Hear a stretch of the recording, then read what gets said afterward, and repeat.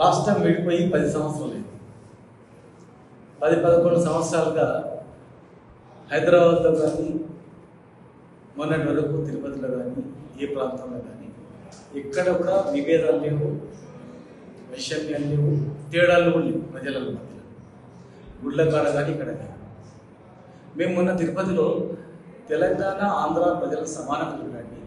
చాలామంది ఆంధ్ర ప్రజలు తెలంగాణ స్థిరపడి ఉన్నారు.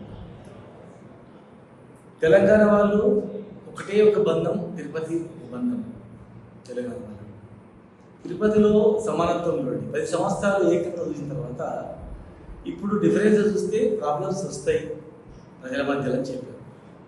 కానీ నేడు టీటీడీ వాళ్ళ నిర్ణయం తెలంగాణ వల్ల యాక్సెప్ట్ చేస్తున్నాము ప్రజాప్రతినిధులు 2 రోజులు మాత్రమే అని చెప్పి, 6 రోజులు ఆంధ్ర వాళ్ళకు, 2 రోజులు తెలంగాణ వాళ్ళకు, లేదంటే ఏదో 2 రోజులు తెలంగాణ వాళ్ళకి అని చెప్పడం అనేది చాలా తప్పదు.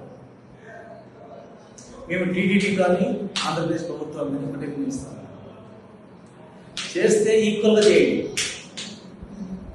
లేదనుకుంటే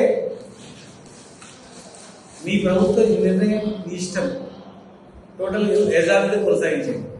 ఎప్పుడైతే తెలంగాణ ఆంధ్ర మధ్య వ్యత్యాసాలు, విభేదాలు, మీరు డిఫరెన్సెస్ ఎప్పుడైతే కనిపిస్తాయో ఇక్కడ కూడా ప్రజల మధ్య విషయం కనిపిస్తాయి. ఒకవేళ కొత్తగా వచ్చిన ప్రభుత్వం మీ నిర్ణయం తీసుకున్నా అనుకుంటాం,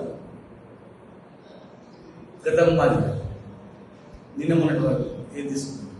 కానీ ఇప్పుడు మీరు 2 రోజులు మాత్రమే తెలంగాణలో ఏదో దయాదాక్షిణ్యం చేస్తున్నాము, మీరు అడుగుతున్నాము పోతే బిచ్చం వేస్తున్నాం అనే టైంలో వద్దు, అది అవసరం లేదు. దీనివల్ల హైదరాబాద్లో కూడా డిఫరెన్స్ వస్తుంది. అంటే తెలంగాణకు ఆంధ్రకు ప్రజల మధ్యలో ఇగో నాయకులకు కానీ ప్రజల మధ్య ఈ భేదాలు ఉన్నాయండి, మీ నిర్ణయం వల్ల కనిపిస్తాయి. అది చేస్తే ఈక్వల్గా చేయండి, లేకపోతే అవసరం లేదు. మీరు చేసే నిర్ణయం అనేది భవిష్యత్తులో ఖచ్చితంగా కూడా విభేదాలు సృష్టిస్తుంది. హైదరాబాద్లో కావచ్చు, లేదు ఎక్కడ ఇరిగేషన్ కాలువ అంటే అక్కడ వ్యవసాయం చేస్తున్న వాళ్ళ కావచ్చు, మీరు ఇక్కడ వచ్చి కాలువలు వస్తుంది అని వ్యవసాయం చేస్తున్నారు చూసినావా, మరి మీరు అక్కడ ఇంత చేస్తుందని చెప్తారు, ఇక్కడ వ్యాపారం చేస్తున్నారు, మరి అందరూ ఈక్వల్ ఉన్నాం ఇక్కడ చూసినావా, మీ వాళ్ళకి చేస్తున్నారు. మేము వచ్చి దేవుని మొక్కి దేవునికి సమర్పించుకొని వస్తాం.